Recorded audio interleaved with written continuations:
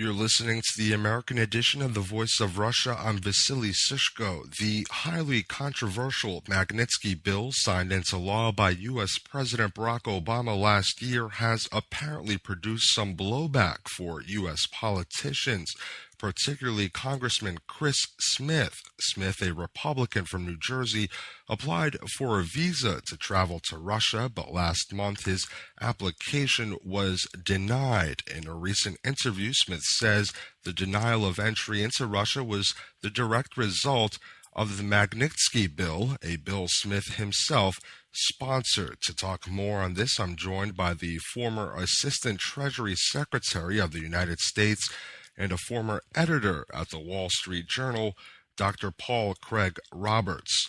Dr. Roberts, thank you for taking the time to speak with the Voice of Russia. I'd like to begin by first asking you your opinion on the passing of the Magnitsky Act and what sort of response did you expect, say, from the Russian government? Well, it was another case of where the United States shows its contempt for the sovereignty of every other government. I thought it would be a very bad thing, have detrimental effects on relations with Russia, especially with the aggressive military position the United States has taken toward Russia, and that it would anger the Russian government and lead to no positive result. Well, that being said, Dr. Roberts, I want to focus now on a U.S. congressman from New Jersey, Representative Chris Smith, who, as I mentioned earlier, was recently denied entry into Russia. Congressman Smith was one of the sponsors of the bill. Are you surprised that he was denied an entry visa into Russia after sponsoring such a bill targeted at the very country that he wants to visit? It seems to me that if the United States is going to try to impose its will on other governments, it has to expect some blowback. So I wouldn't be surprised if that was the reason. Few countries are capable of answering back to the United States. And so the United States is in the habit of just bullying everybody. It bullies the English, the Germans, the Swiss, the Japanese. It wants to bully the Chinese and the Russians, but it's harder to bully those two very large countries that have substantial militaries. But it's in the habit, so it just assumes that it can bully anybody, and this is a mistake, in my opinion. Congressman Smith did say in a recent interview that the denial of his entry into Russia was a direct result of the passing of the Magnitsky Act. In your opinion, was this in fact the reason, the decision to deny entry? Is this Russia's way of showing discontent with the Magnitsky Act?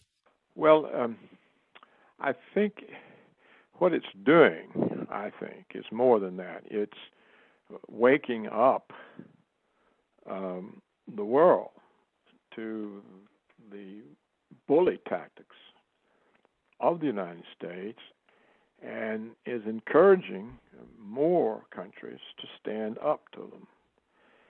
So the United States, I think, squandered its soft power with its lies and gratuitous wars, and now I think it's undermining its hard power by encouraging other countries to say enough's enough.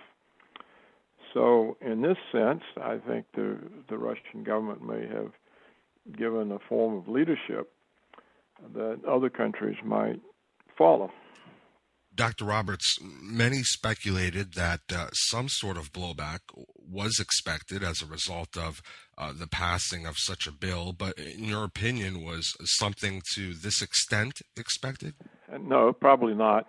But, the Americans are an imperial power, and they think that no one dares refuse the Roman entry. And so that's the mindset. Dr. Roberts, I guess my final question to you would be, Is this something that we can expect to see in the future? Could we see more U.S. government officials denied entry visas into Russia? I don't know how far the Russian government wants to push it. I suspect they'll lay off until Washington does something else. So if Washington ups the ante, then I would expect that the Russian government, at least as long as Putin is there, he's not a weak person. As long as the Russian government is in strong hands, I think that if Washington pushes again, then there'll be more blowback. I don't really think Putin's the kind of guy that will pursue this on his own and simply say, okay, don't give any of them a visa. I don't think he would do that. He's too rational. So I would suspect this will be the end of it until Washington does something else. Dr. Roberts, thank you for taking the time to speak with the Voice of Russia. Well, you're certainly welcome. Wish you all the best. I've been speaking with Dr. Paul Craig Roberts, the former Assistant Treasury Secretary of the United States under the Reagan administration and a former editor of the Wall Street Journal. For the American edition of the Voice of Russia, I'm Vasili Sushko.